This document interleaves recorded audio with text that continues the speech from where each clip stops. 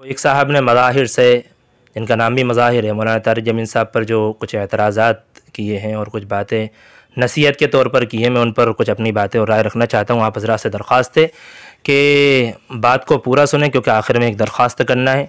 और दूसरा, इस बात को भी उतना ही ज़्यादा शेयर कर दें, इस वीडियो को, जितना आपने उसको शेयर किया है, ताकि सभी की जहन साफ़ हो जाए इंशाअल्लाह। उम्मीद है जहाँ तक अल्लाह ताला से। सबसे पहली बात बिल्कुल सही है, एक्सेप्टेड है, हम इस बात को मानते हैं, छोटा इंसान बड़े को समझा सकता है। लेकिन इसके लिए जो इस्तिदलाल में आपने आयत पेश की है, फ़फ़ा हमनाहा सुलेमान, इस आयत से इस्तिदलाल करना सही नहीं है, क्योंकि सुलेमान अलैहिस्सलाम ने दाऊद अलैहिस्सलाम को समझाया नहीं था, बल्कि एक फ़ैसला जो दाऊद अलैहिस्सलाम के ज़रिए से गलत हो गया था, उसकी समझ अल्लाह ताला ने सुलेमान अलैहिस्सलाम को दे दी थी। सुलेमान अलैहिस्सलाम ने उसका सही फ़ैसला फरमा दिया। मौलाना तारिक जमील साहब का एक जो बयान है कि हुज़ूर अक़दस सल्लल्लाहु अलैहि वसल्लम एक यहूदी की इज़्ज़त के लिए जनाजे के लिए खड़े हो गए थे, मुस्लिम शरीफ की और बुखारी शरीफ की हदीस है बाकायदा, तो उन्होंने हदीस ज़िक्र की, हदीस बिल्कुल सही है। और मकसद मौलाना का है मोहब्बत को साबित करना, मोहब्बत साबित हो गई। दूसरी बात, अभी ये कह रहे थे कि साहब आप इससे मसला भी बयान कर देते तो लोग गलत इस्तिदलाल नहीं करते। तो भाई देखो अब अगर हर बात, हर रिवायत और हर हदीस से हर मसले को ज़िक्र किया जाए तो फिर बंदे का जो मकसद बयान है वो तो बिल्कुल ही फ़ौत हो जाएगा ना। मौलाना का बयान मकसद था मोहब्बत को साबित करना, मोहब्बत साबित कर दी। और उस वक्त तो अर्थी का या जलाने का जो मसला आ रहा है, गैर मुस्लिमों को जलाने का, ये तो बिल्कुल ही उस वक्त नहीं था, कोई जहन में भी नहीं था। अब आ रहा है वो तो, और वो बयान पता नहीं कितना पुराना है। ठीक। और अगर मौलाना ने कुछ बयान किया और उससे अगर लोग गलत इस्तिदलाल कर रहे हैं, गलत बातें निकाल रहे हैं, तो गलती मौलाना की थोड़ी है। ऐसे तो हम नाऊज़ुबिल्लाह सुम्मा नाऊज़ुबिल्लाह हुज़ूर अक़दस सल्लल्लाहु अलैहि वसल्लम को भी गलत कह देंगे और अल्लाह ताला को भी गलत कह देंगे। आप आयत की तफसीर पढ़ें, वला ततरुदिल्लज़ीना यदऊना रब्बहुम बिलग़दाति वल अशी युरीदूना वजह, आयत की तफसीर पढ़ें। मुशरिकीन मक्का ने गलत इस्तिदलाल करके अपने आप को जन्नती बना लिया था, तो क्या हम अल्लाह ताला को गलत कह देंगे? मुशरिकीन जो है आज भी कुरान शरीफ के उल्टे सीधे इस्तिदलाल करते हैं, जैसे कि वो वसीम रिज़वी का भी मामला दूर नहीं है। उनने जिहाद की आयतों को निकाल कर उल्टे सीधे बातें बयान कर रहा है, तो क्या हम अल्लाह ताला को नाऊज़ुबिल्लाह गलत कहेंगे? रोज़ाना के मसले पेश आते हैं मेरे भाई, रोज़ाना मुफ्तियान किराम और मौलमा इज़ाम के साथ ये मसाइल पेश आते हैं, वो कुछ बयान करते हैं, उम्मत गलत समझ लेती है, तो गलत क्या हम उनको कहेंगे? हम गलत मौलाना को उस वक्त कहते जबकि मौलाना बयान करते, मसला बयान करते और उसको गलत कर देते। हम तब कहते कि यार मौलाना ने गलत मसला बयान कर दिया। अब एक तो बार बार ये कह रहा हो कि मैं माफ़ी मांग लूँगा, बार बार कह रहा हो मैं माफ़ी मांग लूँगा, गुस्ताखी हो रही है, माफ़ी मांग लूँगा, और ऊपर से ये अंदाज़ आपका ये दरख्वास्त वाला है, ये इल्तिमासाना अंदाज़ है। आप छोटे हैं और बड़े को नसीहत कर रहे हैं, लेकिन ऐसा जैसा कि आप उनको डांट रहे हो। आपकी जगह अगर मौलाना तारिक जमील साहब आपको समझाते तो वो बड़े हैं और आप छोटे, लेकिन फिर भी ऐसा लगता है जैसे कि एक छोटा इंसान बड़े को समझा रहा है। ये है उनमें और आप में फ़र्क। इसलिए मेरे भाई, मौलाना जो काम कर रहे हैं ना, वो कोई कर भी नहीं सकता। मोहब्बत के बयान की वजह से ही आज गैर मुस्लिम उनकी तरफ आ रहे हैं। गैर मुस्लिम अगर हमारी तरफ आ रहे हैं, अल्लाह ताला ने उनको मौलाना के बयान के ज़रिए से हिदायत दी है, मोहब्बत उनमें पैदा हो रही है, तो भाई इसमें गलत क्या है?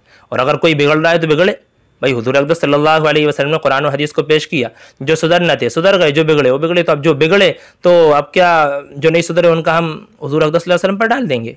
ये बातें गलत हैं। वो मोहब्बत पे बयान कर रहे हैं, उसका इतना फ़ायदा है कि आज गैर मुस्लिम भी इस्लाम को समझने लगा। बहुत बड़ी बात है ये, और हर कोई इस काम को कर भी नहीं सकता। ऐसे तो भाई आज कई मुसलमान गैर मुस्लिमों से निकाह कर रहे हैं। क्या कहें आप कि मौलाना की इसी हदीस की वजह से हो रहा है ये सब, हम इन्हीं को कसूरवार ठहरा देंगे। और आप जो दूसरी बात कह रहे हैं कि मौलाना कभी इन आयत पर तो बयान करती नहीं है, या अय्युहल्लज़ीना आमनू ला तत्तखिज़ू अदुव्वी व अदुव्वकुम और अशिद्दाउ अलल कुफ़्फ़ार, इस तरह की आयतों पर तो बयान करती नहीं है। मेरे भाई, ला यनहाकुमुल्लाहु अनिल्लज़ीना लम युक़ातिलूकुम फ़िद्दीन व लम युख़रिजूकुम मिन दियारिकुम अन तबर्रूहुम व तुक़सितू इलैहिम। आप इस आयत को पढ़ें ना। ऐसे या अय्युहल्लज़ीना आमनू ला तत्तखिज़ू अदुव्वी व अदुव्वकुम में 4 तरह की चीज़ें हैं, ताल्लुक़ात 4 तरह के हैं, मुआलात, मुआसात, मुदारात, मुआमलात। इनमें से सिर्फ मुआलात नाजायज़ है, मुदारात, मुआसात और मुआमलात जायज़ हैं। तफसीर में आप पढ़ लेना। और मौलाना के बयान इन्हीं 3 पर होते हैं जो जायज़ हैं, मुआलात पर नहीं होता। कहीं मौलाना ने ये नहीं कहा आप उनसे जाकर के निकाह कर लो, कहीं ये नहीं कहा कि आप उनसे दिली मोहब्बत कर लो, उनको अपने घर में रख लो, कहीं ये नहीं कहा। अगर कोई गलत निकाल रहा है तो फिर उसकी ये गलती है। आपने कहा कि जहाँ तक जायज़ हो वहीं तक मोहब्बत बता। भाई आप ये बताएं, मौलाना का बयान इन आयात के ख़िलाफ़ है क्या? इन आयत के ख़िलाफ़ है? क्या है जायज़ मोहब्बत? उन्होंने नाजायज़ मोहब्बत को कभी ज़िक्र नहीं किया। आप बराए करम उन पर इल्ज़ाम ना लगाएं इस तरीके से। और आपने कहा कि मक्की ज़िंदगी को बयान करते हैं, मदनी ज़िंदगी को बयान नहीं करते। मेरे भाई, ज़िम्मियों वाला मसला कब पेश आया था?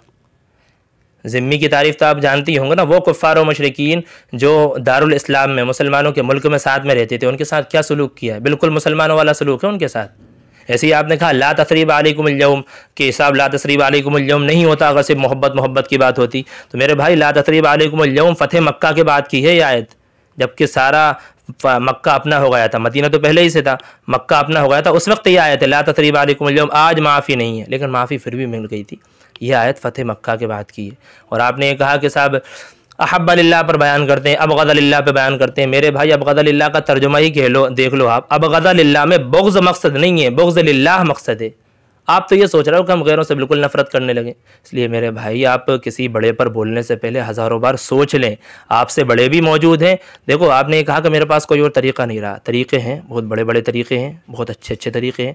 तरीक़ा ये था कि आप किसी बड़े से दरख्वास्त करते कि हज़रत आप मौलाना के पास ये बात पहुँचा दें। तरीक़ा यह था कि आप ख़त पहुँचा देते, ख़त आसानी से पहुँच सकता था। तरीक़ा यह था कि आप ईमेल कर देते। तरीक़ा यह था, कुछ भी नहीं था तो आप खामोश रहते, कोई आपकी पकड़ नहीं हो रही थी, एक से एक बड़े बड़े उलमा मौजूद हैं। आपने कहा कि साहब अल्लाह ताला को ज़रूरत नहीं है, अल्लाह ताला बेनियाज़ है। ये बात तो उस वक्त कहते हम जबकि मौलाना ने इतरा करके कहा हो कि मेरे ज़रिए से कई लोग हिदायत पर आ गए। उन्होंने कभी ऐसा कहा? मेरी आखिर में बस यही दरख्वास्त है मौलाना से, तो मेरी यही दरख्वास्त है कि मैं आपसे जवाब नहीं चाहता। अगर मुझसे आप कुछ कहना चाहते हैं आप ईमेल कर दें, मैं आपको नंबर दे दूँगा, या फिर आप मुझे उस ईमेल पर नंबर भेज दें, हम आपसे बात कर लेंगे इंशाअल्लाह। आप मेरे हम उम्र हैं, मैं आपको समझा सकता हूँ, आप मुझे समझा दें।